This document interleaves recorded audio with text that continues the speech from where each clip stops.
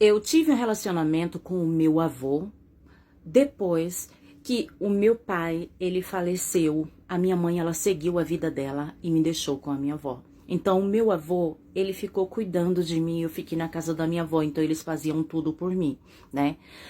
Até então, estava tudo bem, só que o meu avô não queria que eu namorasse, não queria que eu levasse nenhum menino em casa.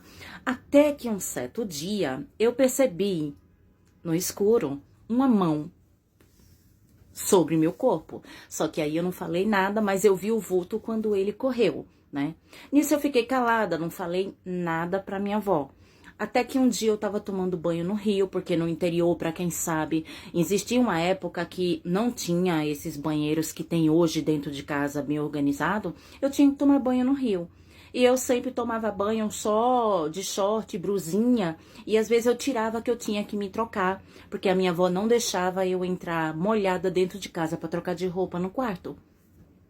E daí o meu avô chegou para mim e falou: "Olha, se você deixar eu fazer tal coisa, né, com você, todo mês quando eu receber a minha aposentadoria, eu te dou dinheiro para você fazer as tuas coisas, comprar roupa, comprar calçado."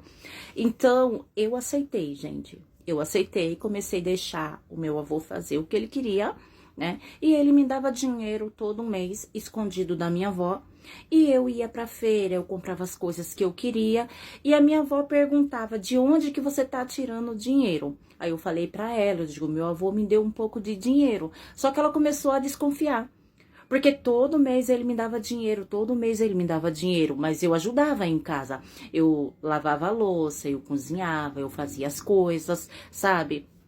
Ele já não queria que eu saísse de lá, né?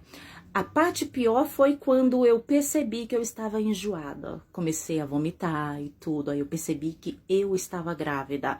Ah, mas um homem de 50 anos não engravida uma mulher. Quem foi que disse isso? Gente, eu engravidei do meu avô.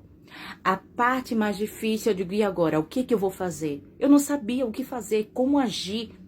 O que eu ia fazer? A minha barriga ia crescer e eu ia esconder aquela gravidez? O que que eu ia falar para minha avó? De quem era aquela criança? Porque eu ainda não era maior de idade. E daí, não tive outro jeito, a barriga começou a crescer. Eu não tive como evitar de maneira nenhuma. Aí a minha avó descobriu que eu estava grávida.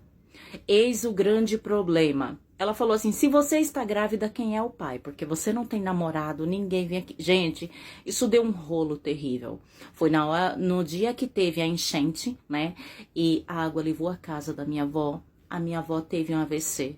Ficou internada no hospital de Palmares, aonde eu comecei a ser jogada para casa do meu tio, né? Fui jogada para casa do meu tio, que ele já faleceu. E daí eu fiquei lá grávida e as pessoas perguntando: "O que que aconteceu? Quem é o pai?" Eu nunca falei quem que era o pai. Só que, gente, não adianta, mentiras têm pernas curtas. Quando a criança nasceu, mesmo eu mentindo, olhar para o menino era a cara do meu avô.